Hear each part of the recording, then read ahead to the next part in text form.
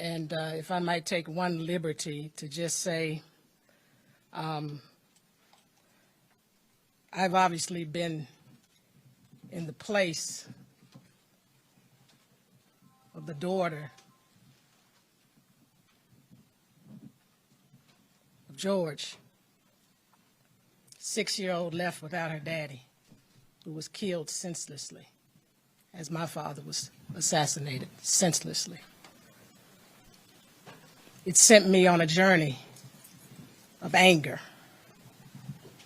And I fought that demon a long time.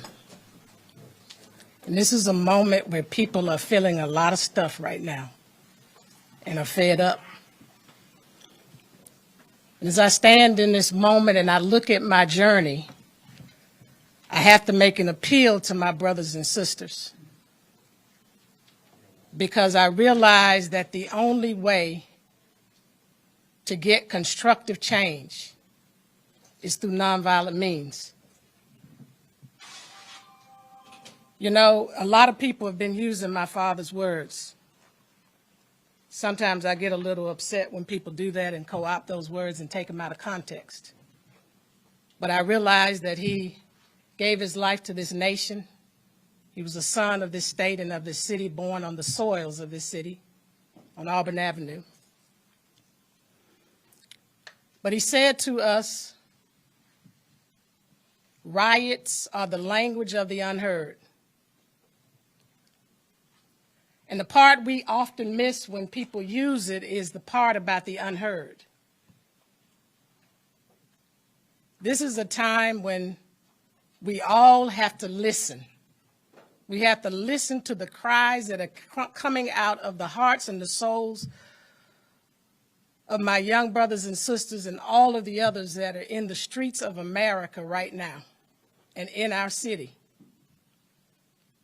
But if there's anything I can say to them as they cry out to look at these changes, because the changes have to happen. We can't go back to yesterday. We can't keep doing things like we've been doing it in this nation. We've got to deal with systemic racism and white supremacy once and for all. But the only pathway I know to do this is through nonviolent means. It is a proven method.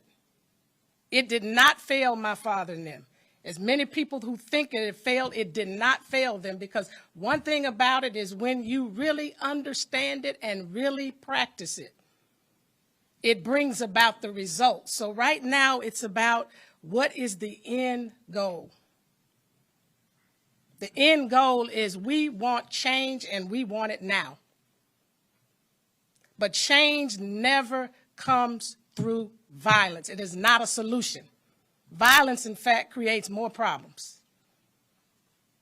It is not a solution. Nonviolent way is the way, because the means and the ends have to be consistent. We will never get to the end of justice and equity and true peace, which is not merely the absence of tension, but the presence of justice, unless we do it through nonviolent means. And so I'm just speaking from my heart now and saying, I feel you. Trust me, I feel you. I've been close to the edge this time.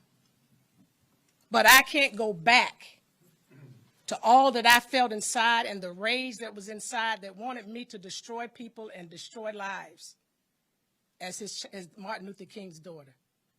Because I know that the only way to get what we really want and really get it, and not just crumbs, is through nonviolence and peace.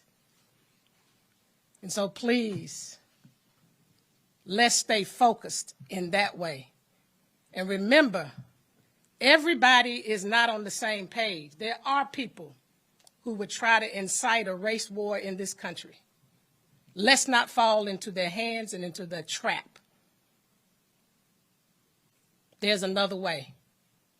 And so in the name of Martin Luther King Jr., from the soils of Atlanta, Georgia, and from the 5-year-old girl who lost her daddy to gun violence senselessly at the hands of law enforcement, let's do this the peaceful and nonviolent way to deal with the evils and the conditions of our time. But I will say, as he said in his I Have a Dream speech, if we go back to business as usual, we're going to be in trouble. Let's not go back to business as usual. Let's deal with these issues that people are crying out of their soul and their spirit, the conditions that have led to this kind of action. Thank you.